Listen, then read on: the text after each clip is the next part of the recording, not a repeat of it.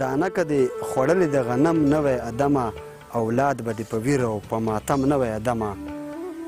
د خپلې خوښې ژوندو څوک به چرته څوک به چرته د خپلې خوښې ژوندو څوک به چرته څوک به چرته په پلار به اوس د ټولو بچو غم نه وی ادمه د بل په ضلالت کې به عزت نه لټولی د بل په ضلالت کې به عزت نه لټولی دنیا به بعضې خلکو ته